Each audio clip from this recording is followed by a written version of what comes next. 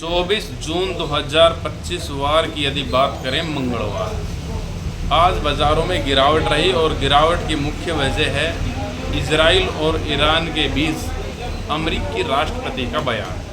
उन्होंने कहा है कि दोनों देशों में सीज़ फायर यानी कि युद्ध विराम की घोषणा हुई, जिसके चलते केएलसी में अच्छी खासी गिरावट देखने को मिली और केएलसी अपने सपोर्ट 3980 रिंगट के आसपास 3986 रिंगट पर बंद हुई।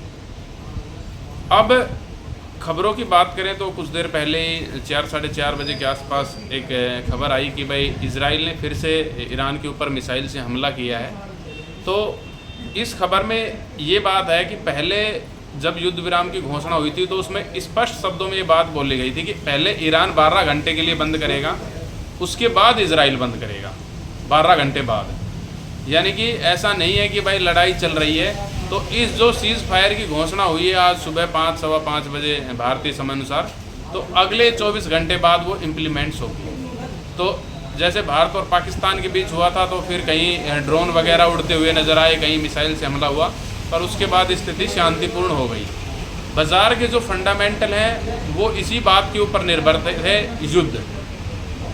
वहीं जो भारतीय बाज़ारों का जो बेसिक पाम तेल और सोया तेल है उसमें डिमांड बिल्कुल भी नहीं है, कहीं भी डिमांड नहीं है, तो वो बहुत ही ज़्यादा कमज़ोर है युद्ध विराम की घोषणा के बाद। अब बात कर लेते हैं मस्टर्ड मार्केट की। मस्टर्ड जो इंडिया की जो मार्केट है, पहले ये जयपुर कंडीशन की यदि बात करें तो 6200 से लेकर 6300-6400 के बीच में झूल रही थी। जब भारत और पाकिस्तान का युद्ध शुरू हुआ तो ये 6450 के लेवल को पार करने के बाद 6600-6700 की रेंज में आई। फिर ईरान युद्ध हुआ, उसके बाद ये स्टेबल हुई। सोया पाम में ड्यूटी घटी, 113-112 तक सोया ऑयल गया, पाम 104 तक गया। फिर ईरान और इजराइल के बीच युद्ध हुआ, उसमें जो सोया ऑयल है वो 120 के लेवल को टच किया। सरसों की बात करें तो 6950 रुपये के लेवल जयपुर कंडीशन ने मनाए। पर फिर युद्ध घोषणा के बाद ये फिर 6825 के ऊपर आ चुकी है। तो बेसिकली फंडामेंटल स्ट्रॉन्ग नहीं है। बगैर युद्ध के बड़ी तेज़ी की उम्मीद पहले भी नहीं थी, अब भी नहीं है। यदि ये युद्ध विराम लागू हो जाता है तो फिर बाज़ार यहाँ पे स्टेबल रहेगा। अभी यहाँ से गिरावट की भी कोई गुंजाइश नहीं है। इन भावों में गिरावट की इस वजह से गुंजाइश नहीं है क्योंकि बिकवाड़ इन भावों में कमज़ोर है, जबकि थोड़ा सा और बाज़ार नीचे जाए तो फिर बिकवाड़ी डर के दम पर निकल के आ सकती है। भाव की चर्चा कर लेते हैं। जयपुर कंडीशन 6850 रुपये के बाज़ार रहे।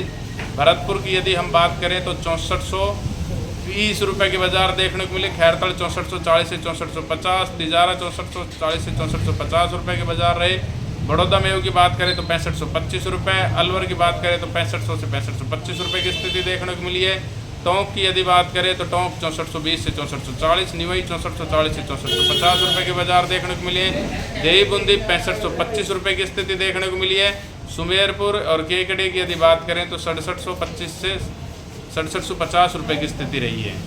अब यदि हरियाणा के बाज़ारों की ओर रुख करें तो हरियाणा के बाज़ारों में जो दादरी की जो स्थिति रहती हुई नज़र आई है वो 6700 रुपये की रही है और भिवानी की जो स्थिति रही वो 6625 रुपये की रही है।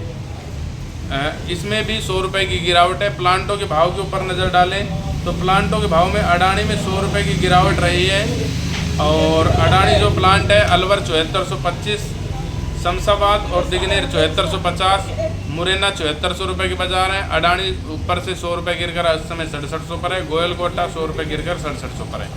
बिप्पी की यदि बात की जाए, शारदा की यदि बात की जाए कि 7150 रुपये की बाज़ार है। तो ये भाव आज के दिन है।